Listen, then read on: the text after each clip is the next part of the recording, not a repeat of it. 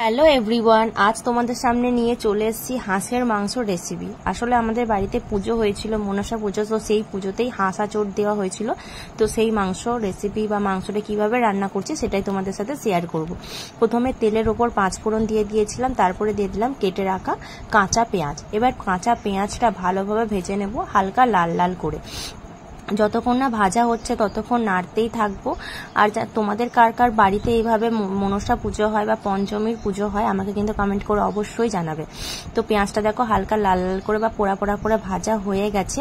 এরপর বাটির মধ্যে রেডি করে রেখেছি আদা বাটা, রসুন বাটা, লঙ্কার গুঁড়ো, জিরের গুঁড়ো, ধনের গুঁড়ো, সমস্ত মশলাগুলো এইভাবে রেডি করেছি, চামচে করে নেড়ে নিলাম। এবার পেঁয়াজটার মধ্যে এই মশলাটা পুরোটা দিয়ে দেবো।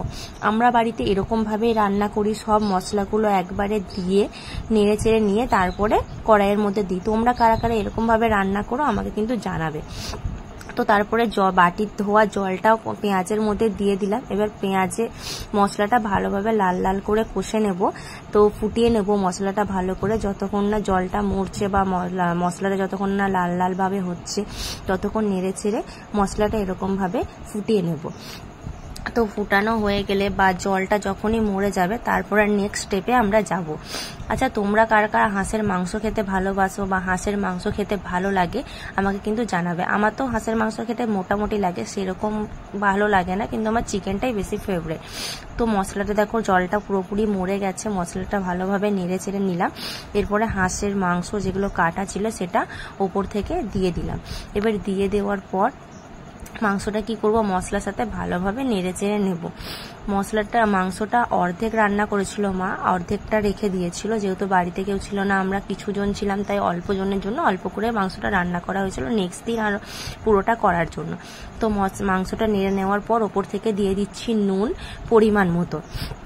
নুন দিয়ে দেওয়ার পর মাংসটা আরও ভালোভাবে নেড়ে নেবো কড়াইয়ের ওপর, একদম ভালোভাবে নেড়ে নেওয়ার পর তারপরে মাংসটা সেদ্ধ করতে দেবো জল দিয়ে। পুরোপুরিভাবে ভালোভাবে নাড়াচাড়া করে নেওয়ার পর উল্টে পাল্টে বারবার নাড়ছিলাম যাতে মশলাটা ভালোভাবে মাংসটার গায়ে লেগে যায় আর একটু কষা কষা করে রান্না হয়।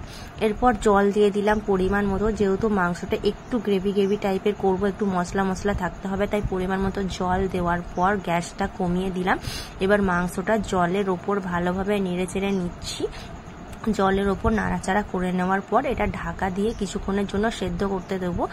পরিমাণ মতো টাইম অনুযায়ী এটা সেদ্ধ করতে দেবো। সেদ্ধ হয়ে গেলেই আমাদের রেডি হয়ে যাবে হাঁসের মাংসর রেসিপি। তো এটা সেদ্ধ করতে দেওয়ার জন্য ঢাকা দিয়ে দিলাম। ঢাকাটা খুলে নেওয়ার পর দেখছি আমাদের মাংসটা মোটামুটি সেদ্ধ হয়ে গেছে, বাট জলটা একটু ছিল, তো জলটা এবার আমাদেরকে মেরে নিতে হবে।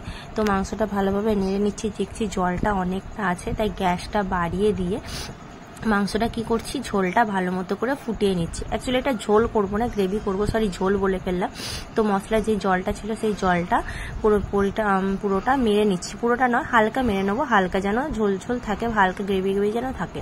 মোটামুটি আমাদের মাংস রেডি দেখে হয়ে গেল, জলটা অনেকটা মরে গেছে আর মাংসটাও মাখো মাখো টাইপের হয়ে গেছে। তো হাঁসের মাংসর রেসিপি কেমন লাগলো কমেন্ট করে অবশ্যই জানাবে। এটা বাড়ির স্টাইলে মানে পুরোপুরি ঘরোয়া পদ্ধতিতে করেছি। তো ভালো লাগলে অবশ্যই সাবস্ক্রাইব করে লাইক করে আমার পাশে থেকো, চ্যানেলটা